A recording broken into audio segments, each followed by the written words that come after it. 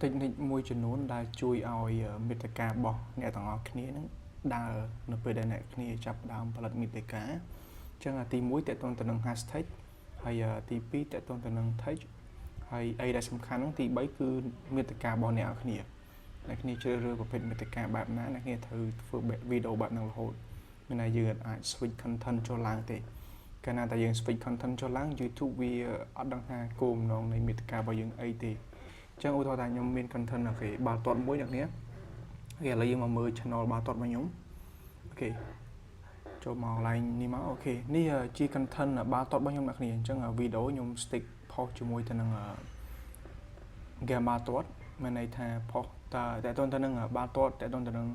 review player ផ្សេងទេហើយវីដេអូណាដែល copy content របស់ខ្ញុំគឺវាអត់ដើរទេអាចថាខ្ញុំធ្វើ random game ក៏បានដែរឲ្យតែតើទៅនឹង game គឺមានអ្នកមើលអូខេអញ្ចឹងនៅពេលដែលអ្នក stick ធ្វើជាប្រចាំមានថា post មួយអាទិត្យយ៉ាងហោចណាមួយវីដេអូឬក៏ពីរវីដេអូអីមួយវីដេអូបានតែមួយអាទិត្យអ្នកគ្នាអាចនឹងឡើង subscriber ជាប្រចាំហើយអីដែលខ្ញុំកត់សម្គាល់មួយទៀតហ្នឹងគឺនៅលើ YouTube នៅពេលដែលអ្នកគ្នាធ្វើតាមប្រភេទវីដេអូដែលអ្នកគ្នាចង់ធ្វើ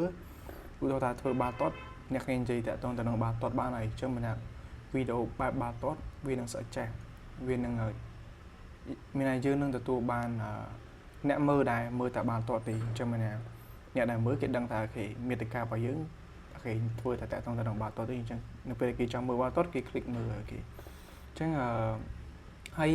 អ្នកគ្នាប្រហែលជាដឹងហើយតាក់ទងទៅនឹង tag ហើយនឹង hashtag អ្នកគ្នាប្រហែលជាដឹងឧទាហរណ៍ថាអូខេខ្ញុំចូល line content មួយអូខេខ្ញុំចូល line វីដេអូមួយនេះអូខេវីដេអូមួយនេះចុះអ្នកគ្នាចូល line edit នេះមកតាក់ទងទៅនឹង tag ដូចជានេះ hashtag អ្នកគ្នា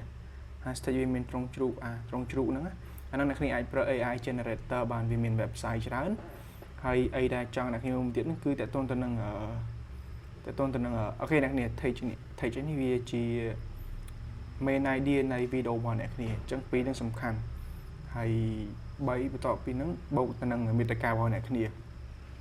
ហើយមួយទៀតនៅពេលដែលអ្នកគ្នាចាប់ផ្ដើម post វីដេអូអ្នកគ្នាកុំគិតថាអូខេត្រូវតែបាន view មានន័យថាយើងព្យាយាម post ទៅអ្នកគ្នា post ចោលជាប្រចាំទៅ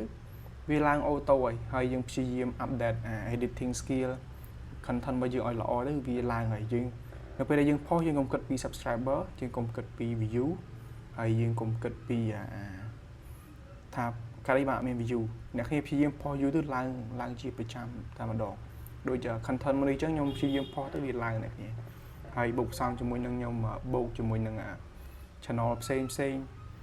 មានបូកផ្សំជាមួយនឹងplatform ផ្សេងដូចជា TikTok ខ្ញុំធ្វើវីដេអូលើ TikTok ទៅនៅពេលដែល TikTok វាផ្ទុះវាក៏ទាញ